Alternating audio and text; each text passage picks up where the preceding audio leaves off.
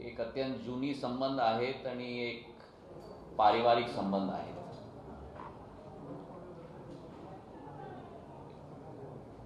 महाराष्ट्राजवळ माझी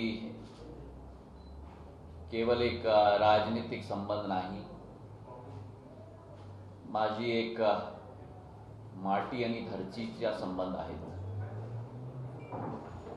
आणि हे अवसर माझे अनुभव आहेत की माझी अहो सौभाग्य की महाराष्ट्रामध्ये हे कार्यक्रमची सुरुवात आणि ह्याच्यामध्ये माझी उपस्थिती हे माझ्या सौभाग्य आहे. आज हे कार्यक्रम आमचे पंतप्रधानचा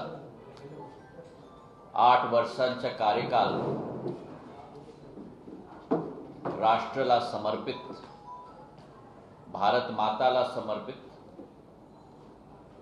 आणि एक नवनिर्माण भारतचा 130 करोड जनताचा आणि भारतचा स्वामित्व विश्वच्या पटलवरती एक नवीन सूर्योदय हे 8 वर्ष मध्ये झाला आहे.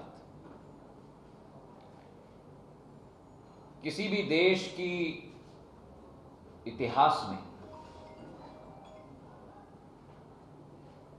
उस देश की आकार, उस देश का पथ, उस देश की महत्वपूर्णता दशकों में नहीं, शताब्दियों में नहीं, लेकिन कई शताब्दी लगती हैं उस देश की एक आकार बनाने की. लेकिन इन 8 सालों में प्रधानमंत्री जी के नेतृत्व में भारत और भारत माता की इस धरती का नवनिर्माण इस 8 साल की अवधि में हो चुकी है. इन पिछले 8 सालों में जो पूर्व में एक श्रृंखला लगी थी भ्रष्टाचार की, जन कल्याण के विपरीत नीतियों की, और भारत की जो एक शक्ति थी उसे क्षमता में परिवर्तित करने की कमी थी, उस कमी को दूर करके एक नया सूर्योदय हमारे भारत में उत्पन्न हो पाया है. और ये 8 साल मेरे भाइयों और बहनों चुनौतीपूर्ण साल रहे. ऐसे चुनौतियां जो केवल देशव्यापी न हो, लेकिन ऐसी चुनौतियां जो विश्वव्यापी रही. कोरोना काल का सामना करना, जो वर्तमान में युद्ध का वातावरण चल रहा है 2 देशों के बीच में, रूस और यूक्रेन के बीच में, और उसके फलस्वरूप जो वातावरण पूरे विश्व में तैनात हुआ है, महंगाई का, विसंगतियों का, उन सब का सामना करते हुए 26 मई 2014 को जब एक नई इबारत और एक नई इतिहास लिखी गई थी भारत में, उस भारत की क्षमताओं के आधार पर नए मिसाल कायम किए गए. और एक मिसाल इसका मैं देना चाहता हूं जो कोरोना काल है. पूरा विश्व जकड़ चुका था, पूरा विश्व सामना नहीं कर पा रहा था, लेकिन वो केवल भारत है जहां प्रधानमंत्री जी के नेतृत्व में एक चुनौती को अवसर में परिवर्तित हमारे प्रधानमंत्री ने किया। जिस देश में कभी पीपीई किट नहीं होते थे, ऑक्सीजन की कमी होती थी, आज वो देश पीपीई किट और स्वास्थ्य की सुविधाओं का केवल उत्पादन नहीं लेकिन उसका निर्यात कर रहा है। जो ऑक्सीजन की कमी थी, रिकॉर्ड टाइम में पीएम केयर्स फंड और सरकार के द्वारा ऑक्सीजन प्लांट्स निर्मित किए गए। और सबसे बड़ी बात जिससे अच्छी तरह से आप लोग भी वाकिफ हैं, जिस देश में कभी भी वैक्सीन का आविष्कार न हुआ हो, स्मॉल पॉक्स और बीसीजी और अनेक वैक्सीन हमारा भारत आविष्कार के 10, 15, 20 साल बाद आयात करता था। आज उसी देश में प्रधानमंत्री जी के प्रोत्साहन के आधार पर, प्रधानमंत्री जी के मंशा के आधार पर, उनकी रुचि के आधार पर, उनके ढाढ़स के आधार पर भारत में 2 वैक्सीन का आविष्कार हुआ है। और जो भारत वैक्सीनों का आयात करता था, वही भारत आज वैक्सीनों का निर्यात 16 से 20 देशों को कर रहा है। ये एक छोटी बात नहीं। और आज भारत के अंदर 98% हमारी जनता का वैक्सीनेशन डबल डोज का हो चुका है। करीब 200 करोड़ वैक्सीन लग चुके हैं भारत में, जो विश्व का कोई देश नहीं कर पाया। और इसलिए मैं कहता हूं कि हमारी 8 साल की सरकार ने विकास और प्रगति की परिभाषा को बदल के रखी है। और आज भारत का नाम विश्व में अगर उजागर है तो इसलिए उजागर है क्योंकि हम लोग डिलीवर करते हैं स्केल के साथ और स्पीड के साथ। Delivery with scale and delivery with speed. क्रियान्वयन क्षमताओं के आधार पर और क्रियान्वयन रफ्तार के आधार पर। यह भारत की छवि आज बन चुकी है विश्व पटल पर। जहां तक योजनाओं की हम बात करें, पहली बार भारत में कई अनेक कीर्तिमान हम लोग ने स्थापित किए। एक सरकार स्थापित है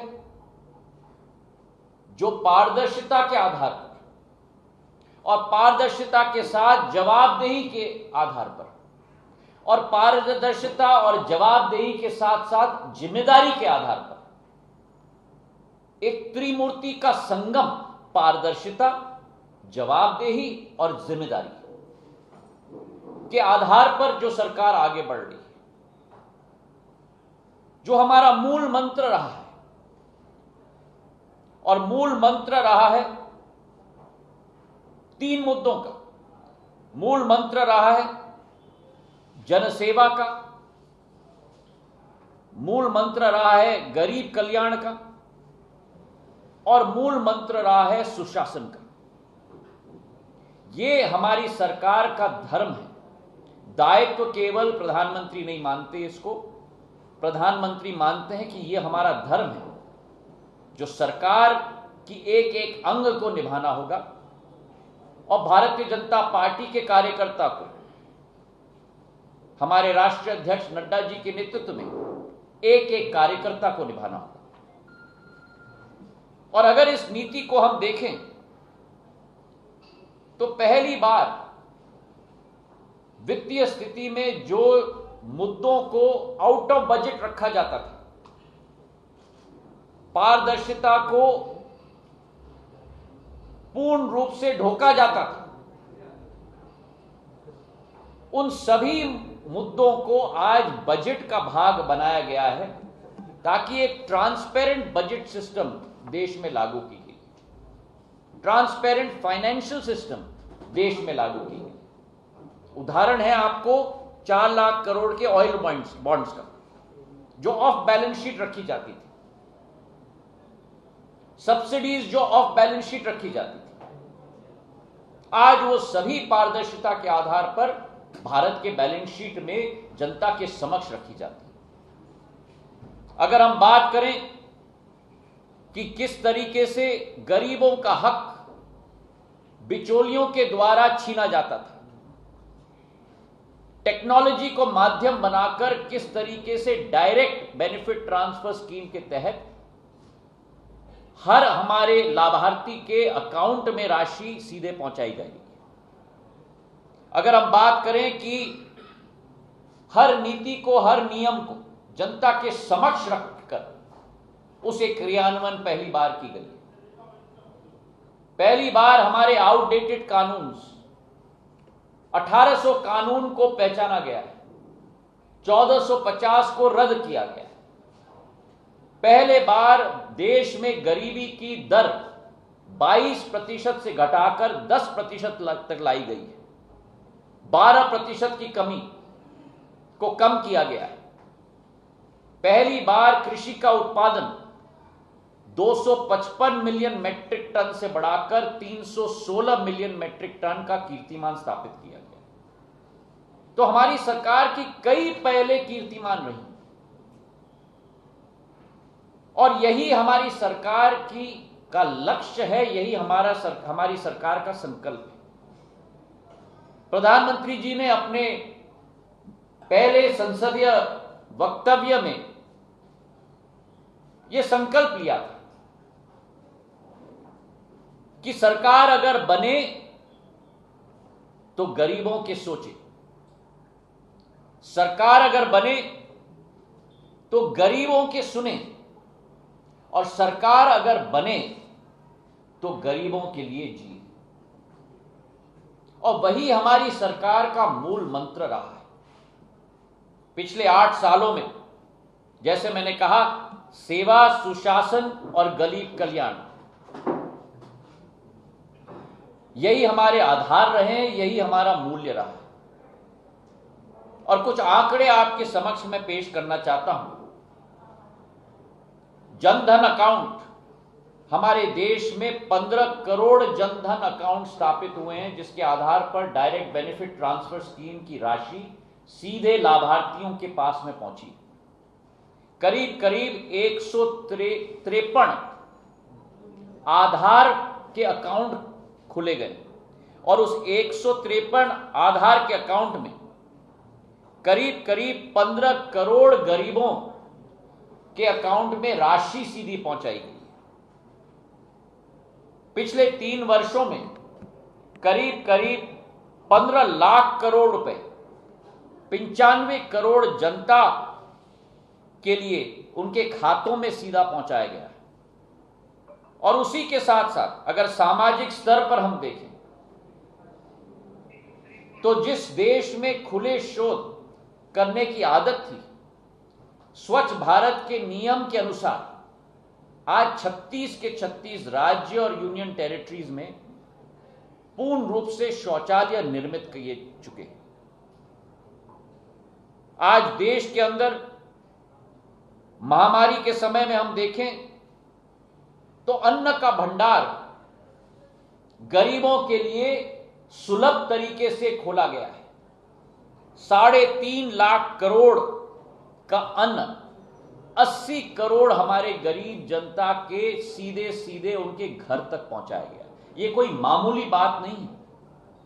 अधोसंरचना का ये ढांचा बना, निष्पक्षता के साथ एक एक व्यक्ति के यहां घर का राशन पहुंचाना, ये एक मॉन्यूमेंटल सफलता है हमारी सरकार की। और उसी के साथ साथ प्रधानमंत्री आवास योजना, चाहे ग्रामीण अंचल में हो चाहे शहरी क्षेत्र में, 8 साल में 3 करोड़ से ज्यादा पक्के घरों का निर्माण हुआ है। ग्रामीण अंचल में जहां हमारी महिलाओं को, हमारी बच्चियों को गांव-गांव में पानी ढोकर 1-1 किलोमीटर से दूर से लाना पड़ता था,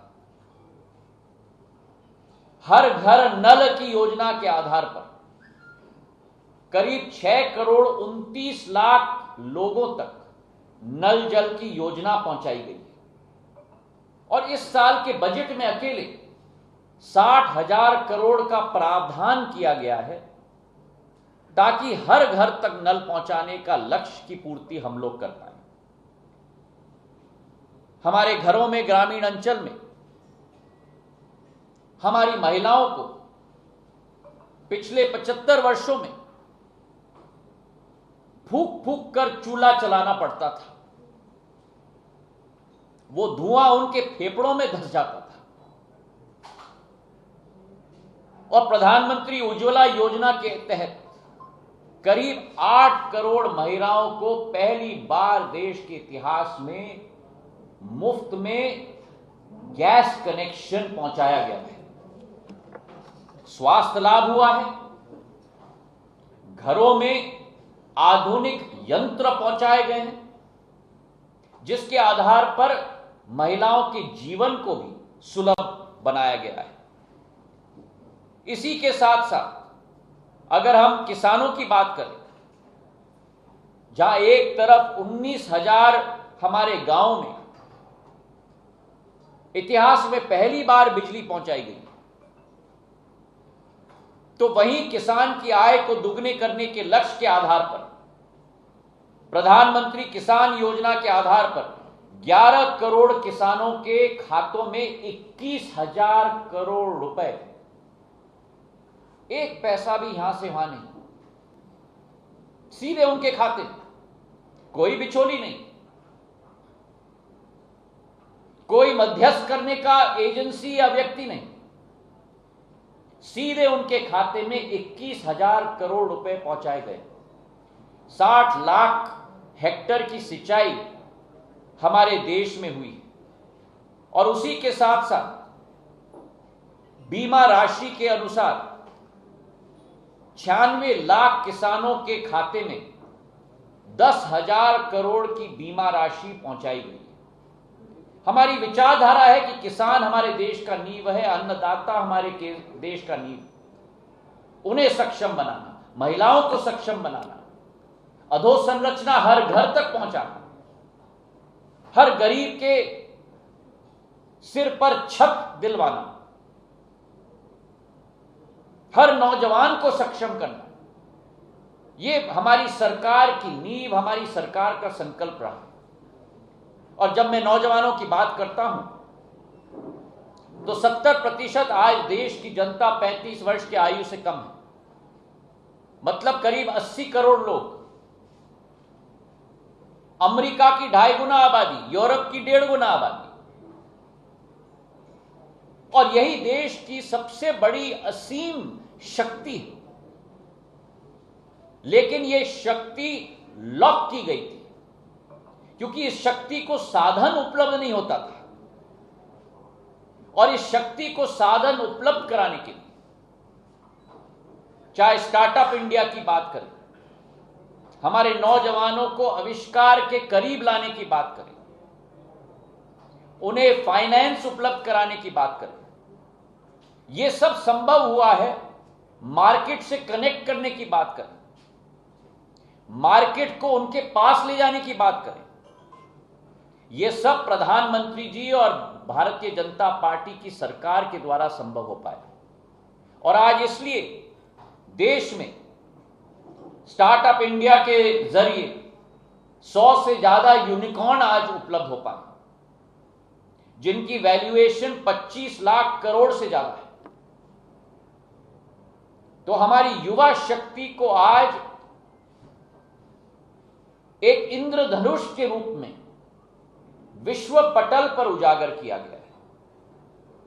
हर साल आईआईटी और आईआईएम खुल रहे हैं, हर साल हमारे नौजवानों का प्रशिक्षण किया जा रहा है। करीब करीब 1 करोड़ 35 लाख नौजवानों का प्रशिक्षण किया गया है। और इसलिए हमारी विचारधारा है कि हमारी सरकार के तहत भारत के नौजवान केवल सुरक्षित नहीं लेकिन समृद्ध भी होंगे। जहां ग्रामीण अंचल, जहां अधोसंरचना की हम बात करते हैं, वहां अर्थव्यवस्था की बात भी करना बहुत महत्वपूर्ण है। जो भारत अर्थव्यवस्था के विषय में 10 नंबर में था, पिछले 8 साल की अवधि में चुनौतियों का सामना करते हुए, चुनौतियों को अवसर में परिवर्तित करते हुए आज वही भारत विश्व पटल पर अर्थव्यवस्था के मुद्दे पर 5वें नंबर पर पहुंचा है।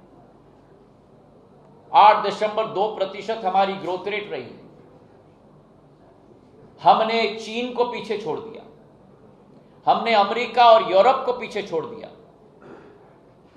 और अगर यह कंपाउंडिंग का रेट रहा तो वो दिन भी दूर नहीं जहां अर्थव्यवस्था के रूप में भारत पहले 3 देशों में पूरे विश्व में अपना पैठ हासिल करेगा, इसका हमें पूरा विश्वास है। अगर अधोसंरचना की हम बात करें तो जहां सड़कों के क्षेत्र में पिछले सरकारों के समय में 12 किलोमीटर प्रतिदिन के आधार पर क्रियान्वयन सड़क की जाती थी, आज वही नंबर 40 किलोमीटर पहुंच चुका है। मतलब 3.5 गुना की वृद्धि हुई। पिछले सरकारों के समय में 32,000 करोड़ रुपए बजट का आवंटन सड़कों के क्षेत्र में होता था, आज 1,18,000 करोड़ रुपए बजट का आवंटन सड़कों के क्रियान्वयन में आवंटित हुआ है। मतलब केवल करीब 4 गुना की वृद्धि हुई है। अगर मेरे मंत्रालय की हम बात करें, 70 साल में जो 74 केवल एयरपोर्ट इस देश में बने थे, पिछले 8 वर्षों में प्रधानमंत्री जी के नेतृत्व में 67 नए हवाई अड्डे बने हैं, जिसके आधार पर आज 141 हवाई अड्डे आज देश में पूर्ण रूप से तैयार हो चुके हैं। मतलब जो 70 साल में हमने किया वही 8 साल में करीब डबल करके हमने दिखा दिया। और यही तीव्र गति से कार्य आगे चलेगी, रिन्यूएबल एनर्जी में भी और अनेक अधोसंरचना के क्षेत्रों में, स्वास्थ्य के क्षेत्र में, शिक्षा के क्षेत्र में। नई एजुकेशन पॉलिसी हम लेके आए जिसके आधार पर एक्सपीरियंशियल लर्निंग, अनुभव के आधार पर शिक्षा का ग्रहण किया जाएगा एक नौजवानों के लिए। स्वास्थ्य के क्षेत्र में वृद्धि, और हमारी सोच है कि एक संयुक्त भारत का परिचय हम लोग पूरे विश्व को दें, एक प्रगतिकारक भारत, एक विकासशील भारत। इसी के साथ विश्व स्तर पर आज भारत उभर रहा है एक सेतु के माध्यम से, एक नई शक्ति के माध्यम से। आज विश्व के देश भारत की तरफ सम्मान की दृष्टिकोण से देख रहे हैं, आशा की दृष्टिकोण से देख रहे हैं कि प्रधानमंत्री जी नरेंद्र मोदी जी के नेतृत्व में विश्व पटल पर एक नया नेतृत्व उभर रहा है और भारत एक सेतु का काम कर रहा है। भारत और प्रवासी भारतीयों के बीच 2.5 करोड़ जो प्रवासी भारतीय 110 देशों में अपना जीवन व्यतीत करते हैं, और भारत और प्रवासी भारतीयों और विश्व के बीच जहां प्रवासी भारतीयों ने भी भारत का मान सम्मान पूरे विश्व में बढ़ाया, और इसे देख हर विश्व स्तर का नेता आश्चर्यचकित हो चुका है। और भारत का मान, भारत का स्वाभिमान, भारत की छवि आज विश्व पटल पर उजागर होगी। जितने भी हमारे विरोधी देश जो ये देखना नहीं चाहते कि भारत प्रगति करे, विकास करे, विश्व पटल पर उभरे, उन्हें आज कटघरे में खड़े कर दिया है, एकांकित किया गया है। और पूरा विश्व भारत के साथ एक साथ मिलकर आगे बढ़ने के लिए अग्रसर है। और इसलिए हमारी विचारधारा, हमारी नींव मजबूत है। जहां हमारी नींव मजबूत है वहीं हमारा दिशा सही है। जहां हमारी नींव मजबूत है, हमारी दिशा सही है, वहां हमारी गति में भी नई रफ्तार आई है। और यही सोच विचारधारा पंडित दीनदयाल उपाध्याय जी की थी, अंत्योदय की सोच। भारत तभी विकास और प्रगति की रफ्तार में तेजी से बढ़ पाएगा जब 130 भारतीय नागरिक, 130 करोड़ भारतीय नागरिक उस सपने में साकार करने के लिए अपना योगदान दे पाएगा। उस अंत्योदय के लक्ष्य के आधार पर हम आगे बढ़ रहे हैं, उस एकात्म मानववाद के लक्ष्य के आधार पर हम लोग आगे बढ़ रहे हैं। और इतना ही विश्वास हम दिलाना चाहते हैं कि हम ना थकेंगे और हम ना रुकेंगे। हमें आगे बढ़कर भारत को विश्व पटल पर उजागर करना है प्रधानमंत्री नरेंद्र मोदी जी के नेतृत्व में, और यही हमारी सरकार का संकल्प है, यही हमारी सरकार के मूल्य है, यही हमारी सरकार का सिद्धांत है। बहुत बहुत धन्यवाद। अब आपके कोई प्रश्न हो? सर, राज्यसभा इलेक्शन के कल रिजल्ट्स आए महाराष्ट्र में, अनएक्सपेक्टेड रिजल्ट है सर। 3 सीट की तैयारी थी बीजेपी की जीत की, जबकि महाविकास आघाड़ी को उम्मीद थी कि उनके 4 सीट।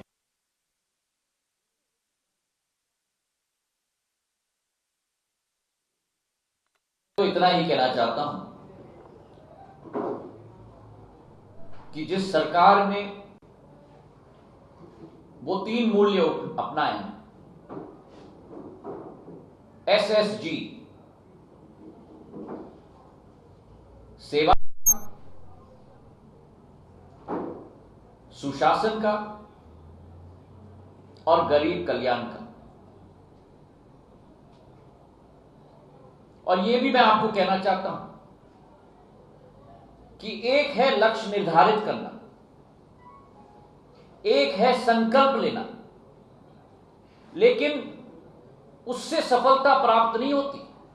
केवल संकल्प लेकर, लक्ष्य निर्धारित करके क्रियान्वयन की क्षमता भी होनी चाहिए। और जब लक्ष्य निर्धारित करके, संकल्प लेके क्रियान्वयन की क्षमता भी होगी और उन दोनों का संगम होगा, तभी सेवा भाव, सुशासन और गरीब कल्याण संभव हो पाएगा। और यही सफलतापूर्वक प्रधानमंत्री नरेंद्र मोदी जी ने देश की जनता के लिए समर्पित भाव के साथ किया है। कोई दूसरा एजेंडा नहीं सेवा के बजाय, कोई दूसरा एजेंडा नहीं गरीब कल्याण के बजाय, कोई दूसरा एजेंडा नहीं सुशासन के बजाय। और जब ये अनुभव और ये आभास और ये विश्वास और ये प्रयास और ये साथ देश की जनता एक साथ संयोजित रूप से उस व्यक्ति की छवि और उसकी विशाल नेतृत्व के साथ दे, तब चाहे राष्ट्र के चुनाव हो, चाहे प्रदेश के चुनाव हो, चाहे राज्यसभा के चुनाव हो, जो असंभव है वो भी संभव देश की जनता करा के देती है। तो हमारे सभी नवनिर्वाचित राज्यसभा सदस्यों को मैं दिल की गहराइयों से बधाई अर्पित करना चाहता हूं, और सभी विधायकगणों को और सभी महाराष्ट्र के और अनेक राज्यों के जनता को भी दिल के गहराइयों से धन्यवाद अर्पित करना चाहता हूं। सर, कल के दिन जुम्मे का दिन था। देश भर में कई जगहों पे बड़ी तादाद में लोग सड़कों पर उतरे, पत्थरबाजी हुई, हिंसा हुई, जिसमें 4 से 5 राज्यों में तो गोलियां भी चलाई गई, हवा में फायरिंग भी की गई डिस्पर्स करने के लिए। इस पूरी घटना को आप किस तरीके से देखते हैं? क्या पूरी तरीके से सुनियोजित है? सरकार को बदनाम करने की कोशिश की जा रही है? क्या है आपको इसके बारे में क्या लगता है? हमारी देश की संस्कृति बहुत पुरानी है। हमारी देश की संस्कृति बहुत ऐतिहासिक है। वासुदेव कुटुंबक की हमारी सोच और विचारधारा है, और यह भारत की शक्ति भी है विश्व पटल पर। आज जो स्थिति निर्मित हुई है कल के दिन में, हमारी सरकार कटिबद्ध है अमन चैन के वातावरण के लिए। हमारी सरकार कटिबद्ध है एक एक मनुष्य के बीच में मधुर संबंध तैनात करने के लिए, और कोई भी शक्तियां अगर इसे विफल करने की कोशिश करेंगी, उसे परास्त करना भी हम लोगों का दायित्व है नागरिक के रूप में। लेकिन इसी मुद्दे को लेकर आपने विश्व की बात की, तो कहीं ना कहीं देश के बाहर में दूसरे देश में दबाव बना रहे हैं कि एक शख्स की वजह से देखिए इसमें इसमें जो मैं मानता हूं, आपने अपने आप देख लिया कि हमारी पार्टी ने तीव्र गति से और सख्त निर्णय लिए हैं और हमने अपनी विचारधारा भी स्पष्ट की है कि भारत एक गुलदस्ता है और उस गुलदस्ते में हर एक गुलाब की महक होती है और जो हमने तीव्र गति से एक्शन लिया है वो स्वयं अपने आप में अपना शब्द और अपनी भावना को उत्पन्न करता है। सर, औरंगाबाद का जो एयरपोर्ट है उसका नाम संभाजी नगर रखा गया है, ऐसा प्रस्ताव जो है वो राज्य सरकार की तरफ से केंद्र को भेजा गया था। मुख्यमंत्री उद्धव ठाकरे की तरफ से इस पर जो है वो आरोप पड़ा गया है केंद्र पर कि केंद्र की तरफ से औरंगाबाद एयरपोर्ट का नामकरण को जो हरी झंडी है वो अभी तक दिखाई गई नहीं। क्या देखिए, मी मराठा माणूस आहे, समजलात तुम्ही? आणि शिंदे परिवारचा मराठा माणूस आहे। छत्रपती शिवाजी महाराज आणि संभाजीराव महाराज देशचे नवरत्न आहेत आणि हे अतिशयोक्ती नाही, मी तुम्हाला सांगतो की हे ते विश्वचे नवरत्न आहेत। सरकारची पद्धती होती, सरकारची कार्यप्रणाली आहेत आणि हे एक नवीन या हे एक मात्र सुझाव नाही। देशामध्ये अनेक विमानतळाच्या प्रस्ताव आमच्या जवळ आले आहेत। ते प्रक्रियामध्ये चर्चा विचार विमर्श करून हे सगळं विमानतळाच्या एअरपोर्टचा निर्णय इंटरमिनिस्ट्रियल कन्सल्टेशनच्या नंतर कॅबिनेटच्या निर्णयाच्या नंतर सरकार परंपरागत घेतो आणि ते प्रोसेसला आम्ही फॉलो करून राहिलेत आणि त्याचा काय निर्णय होईल तुम्हाला भविष्यामध्ये मी सांगणार आणि ठाकरे साहेबला पण सांगणार। नवी मुंबईमध्ये सुद्धा एक इंटरनॅशनल एअरपोर्ट जे आहे ते प्रस्तावित काम जवळजवळ पूर्ण होत आलेलं आहे। तिथे सुद्धा शिवसेना प्रमुख बाळासाहेब ठाकरे यांचं नाव देण्यात यावं त्यासाठी मागणी शिवसेनेने केली, मात्र तिथल्या स्थानिकांची आणि त्याचबरोबर भाजपची मागणी आहे तिथले स्थानिक दिवंगत नेते दीबा पाटील DB पाटील यांचं नाव देण्यात यावं। तिथं आंदोलन मी तुम्हाला हे सांगतो, काय पण विमानतळाच्या नामांकनाचा सुझाव केंद्र सरकारला